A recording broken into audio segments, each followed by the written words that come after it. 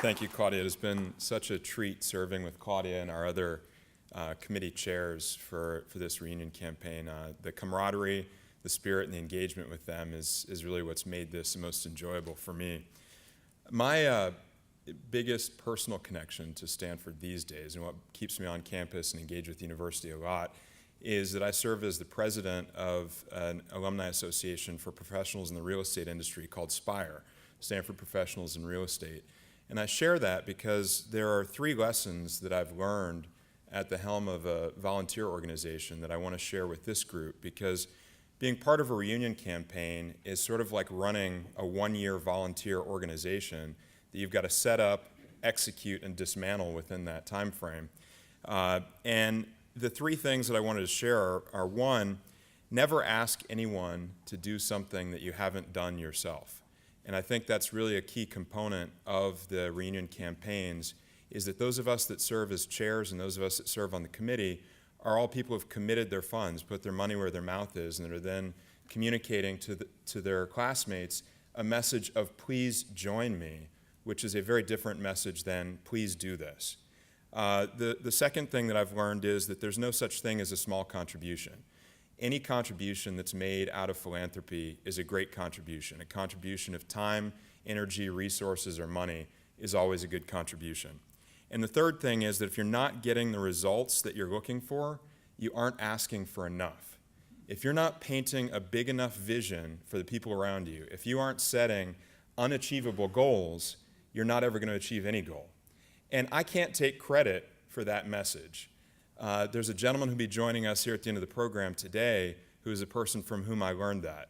I sat in an auditorium and listened to President Hennessy speak about the Stanford philosophy of BHAGs, big, hairy, audacious goals. And I took that message to heart, and that to me has guided my perspective on Stanford and on the capacity of the Stanford alumni community since I heard those words. And that is what allows us as a group collectively to set these objectives that we as individuals could never hope to achieve. We have been given a great gift, and the gift that we have that makes all of our jobs really easy is the Stanford brand. The Stanford brand is probably one of the best brands that exists in the world. It's an easy sell. It's an easy message. But one of the key transitions that I think is necessary in reaching out to alumni to talk about alumni giving is that we all today are stewards of the brand, but how much better would it be to be investors behind the brand, to be part of the success, to be part of what is being achieved? And these global ideas really help to drive the reunion campaigns and to drive the message across your class. But I want to take a moment and highlight what has been really special for our class this year, which is not a global perspective, but a very personal perspective. One of the things that has really driven our campaign is actually taking a phenomenal tragedy that has occurred within our class and turning it into a phenomenal success story. There should be one other person sitting at our table today and standing up here and speaking instead of me, and that is Ladan Nabizadeh Farbors. She was the chair of both our 5- and 10-year reunions. She was also our class president, and sadly, she passed this year, just after the birth of her young daughter. And in her honor, her family had the foresight to carry on her legacy and to carry on her dream and to carry on her passion and support for Stanford, and established the Ladan Nabizadeh Farbors Scholarship Fund for undergraduate education. And I want to thank here publicly, and I hope when he arrives I have a chance to shake his hand and thank him personally, that President Hennessy, in his leadership, put the university behind this program.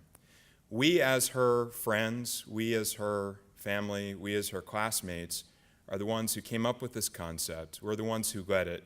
It was not something that was officially sponsored or endorsed by the Office of Development and that was run by the university. It was truly a grassroots effort among those of us that were her friends, but the university got behind us in a tremendous way.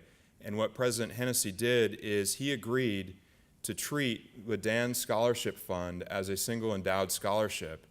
And when it reached the $500,000 mark, if it were to reach it, he would match with the university 1-to-1 every dollar that went into that fund for undergraduate scholarships. And I'm very, very proud to say here today that not only did LeDanne manage to eclipse that goal of $500,000, but she managed to double it. And we've now raised over $1 million through the LeDanne Nabizadeh Fariborz Scholarship Fund for undergraduate education as a fitting and lasting tribute to LeDanne and her honor. And I want to finish, and I'm sorry for taking a lot of time here, but I want to finish with one brief story from her husband, Mark. And I went and met with him in New York and sat down with him and talked about everything we were doing to honor her legacy. And LeDanne and Mark had this great rivalry going in their family because LeDanne went to Stanford undergrad and business school. Mark went to Harvard undergrad and business school. And they had this rivalry going throughout their marriage and throughout the time they knew one another. But Mark said to me with tears in his eyes one day sitting in a cafe in New York, he said, "Our little daughter is going to grow up, and I really hope that she has the opportunity to choose between Harvard and Stanford. And when she gets to that point, I'm going to tell her to pick Stanford." Thank you very much for your time.